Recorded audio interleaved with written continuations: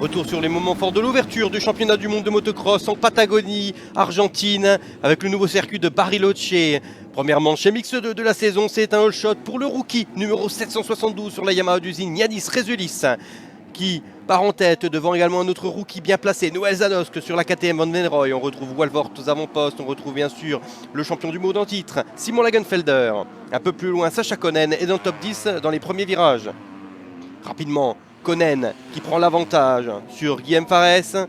Ça passera dans le même tour également sur le frère Rézulis, Carlis, avec son numéro 47 sur la Yamaha d'usine également.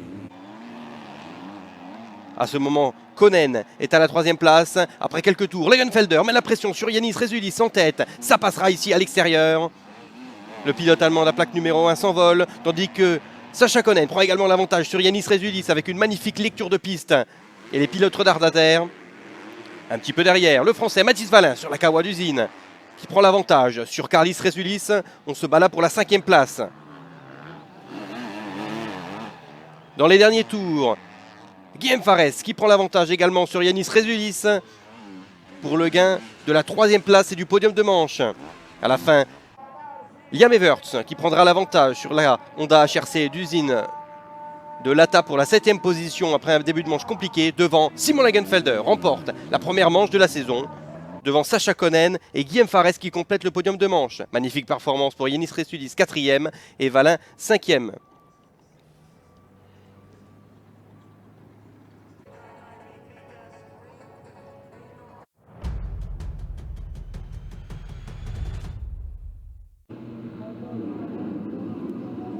En seconde manche et mix 2, un frère Rézulis peut en cacher un autre. C'est cette fois-ci Carlis, numéro 47, qui signe son premier Fox Shot de la saison.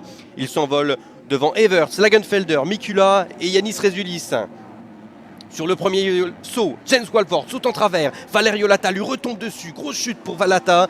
Sacha Konen ne peut éviter la Honda HRC du pilote italien. Les deux pilotes ne repartiront pas, mais ne seront pas blessés. Devant, Liam Everts attaque rapidement, prendra la tête de manche sur Carlis Rézulis après quelques instants. On retrouve une grosse explication entre Fares et Lagenfelder. Ici, ça pousse très fortement. Fares qui ne peut tourner sort de la piste. McLellan en profite. Carlis Rézulis qui fait une petite erreur, sort de la piste. Le champion du monde en titre en profite et passe facilement le pilote laiton. Ça passera ensuite sur Liam Evers. Des attaques qui se succèdent. Liam Evers qui répond. Et finalement, un très gros freinage du champion du monde en titre ici. Ça passe à l'arraché pour Simon Lagenfelder qui file vers un doublé. Derrière, Camden McLennan attaque. Pousse ici Liam Evers. C'est chaud entre les deux hommes. Mais ça passera pour le pilote triomphe sur le pilote Husqvarna. Devant, Lagenfelder a été solide. Remporte la seconde manche MX2. McLaren est second, Evers 3e, Fares 4e et Carlis Rézulis 5e. Au général, Lagenfelder signe le doublé et remporte le Grand Prix d'Argentine. Second et 3e derrière lui, les deux triomphes d'usine qui signent une magnifique performance pour le constructeur britannique. Après une journée du samedi compliquée où il ne score aucun point, Simon Lagenfelder reprend la plaque rouge du championnat. Guillaume Fares est 2e du mondial après le premier Grand Prix. Camden McLellan est 3e.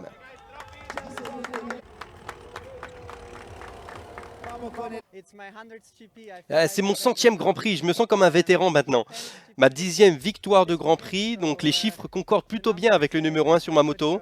On a fait vraiment un bon travail, on a bossé lorsqu'il le fallait. Maintenant, il en reste encore 18 à venir.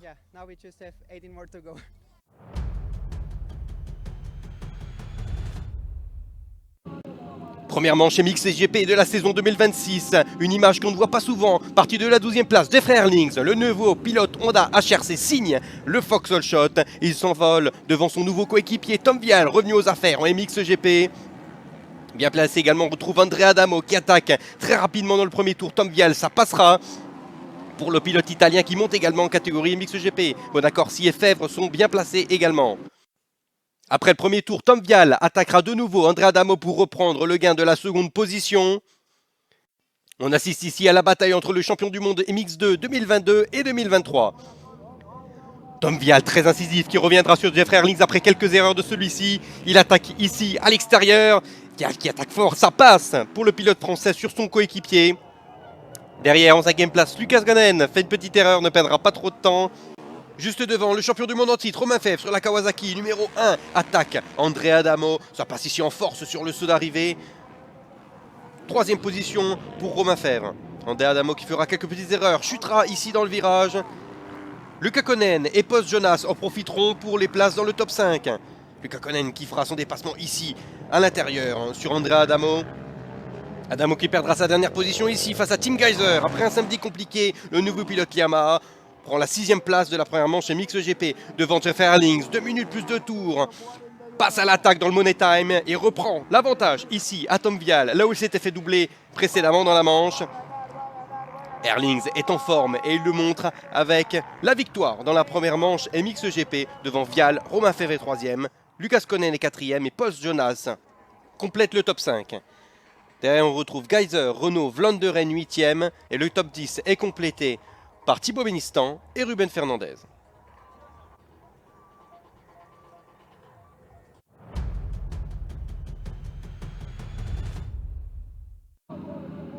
Dans la première seconde manche MXGP de la saison, on peut voir au centre de la piste un pilote qui est parti avant tout le monde. Alberto Forato a en effet poussé la grille et a donné un désavantage à tous ses autres concurrents.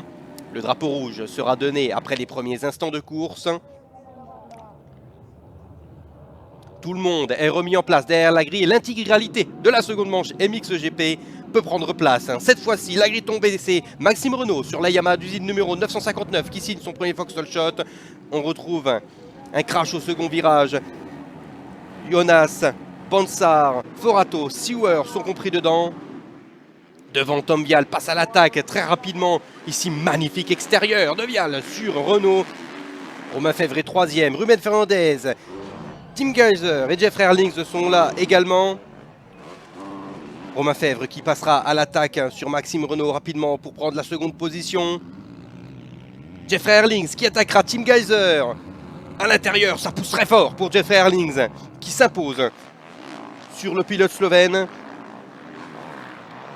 Herlings qui s'attaquera ensuite à son coéquipier Tom Vial. En mission, le pilote néerlandais est actuellement 3e. Il passera second après la chute dans le virage de Maxime Renault. Le pilote français passera de la 2e à la 6e position, laissant passer des hommes comme Vial, Geiser et Fernandez.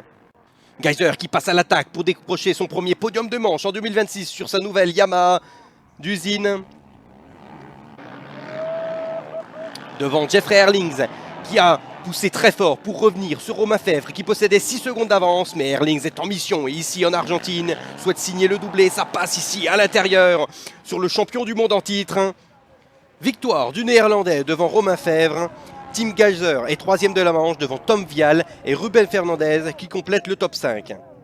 113e victoire de Grand Prix pour Herlings et la première sur la Honda HRC devant Romain Fèvre et Tom Vial, les Français qui complètent le podium de cette ouverture de championnat devant Geiser.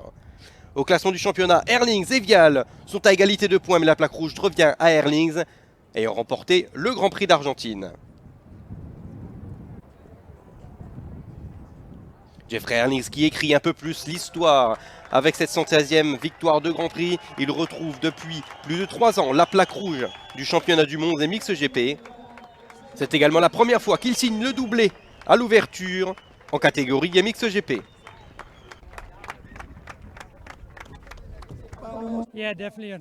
Malheureusement hier on a eu un petit problème après ma chute sur la moto, mais c'était lié à ma chute, des choses comme cela arrivent. Mais aujourd'hui ça a été parfait, 1-1, je suis vraiment content de ma journée. En première manche ça a été plutôt facile on va dire, mais en seconde manche j'ai vraiment dû travailler, me battre avec des gars qui roulaient très bien et j'ai réussi à attraper la victoire. Maintenant on regarde dans 2 semaines pour la prochaine.